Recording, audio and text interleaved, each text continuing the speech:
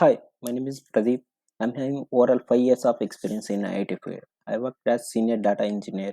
So today we are discussing about Snowflake topics like what is the Snowflake and then what is the data warehouse and then what is the Snowflake its futures and then Snowflake account creation steps and what sense.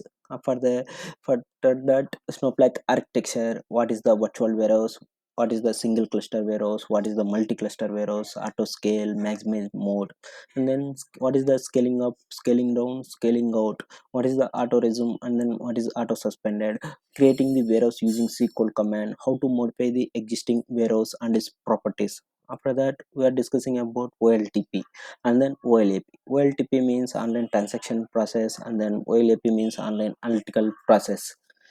Analytical concept is there are two types like master data and then transactional data. This is the most important one to have in real time. We are working with this analytical concept. After that, we are discussing about SnowSQL. What is the SnowSQL means? Like it is a command line interface which can interact with the Snowflake. We are performing to the some inserting the data and loading the data from stages. So upcoming sections we can see for that. So how to install the SnowSQL and then its steps, Snowflake stages, internal stages, external stages, and then internal stages means like we are fetching the data from local directory to the target Snowflake. External stages means we are loading the data from external stages like AWS S3 bucket, Azure Blob, GCP bucket. So we are loading the data from S3 to Snowflake.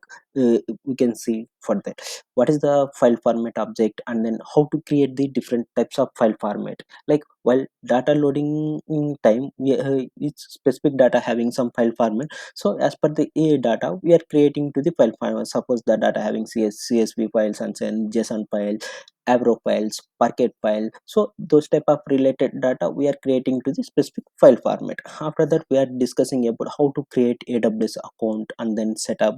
So we are discussing some services like S3 bucket, how to it create, how to load the data from S3 to Snowflake. After that, we are discussing about Snowpipe. Then we are discussing with streams is the most important one in Snowflake. Like it will capturing the data like CDC, changing data capture capability. It will tracking and the records, like we are inserting the record and updating the record, we are deleting the record. So entire will capturing to the streaming concept. So after that, we are discussing with task means like we are scheduling to the jobs, we are giving to the as per the time schedule, it will loading to the data to the target tables. After that, we are discussing about what is the micro partition and then what is the data clustering. After that, we are discussing about time travel feature in Snowflake. Suppose anytime the any fluctuations occurs, complete data will collapse. So at a time we are using to the this time travel feature and file save feature. So we are retrieving to the those data. After that, we are discussing about catchy concept in Snowflake. So after that, we are discussing about types of tables in Snowflake, like what types of tables we are using: temporary table, transient table, permanent table, external table. Those type of tables we are using in Snowflake. So after that, we are discussing about data sharing. Data sharing means we are sharing the data from one account to the other account. Some persons having no Snowflake account, so we are creating some one reader account, we can share the data. So we can see the further sessions.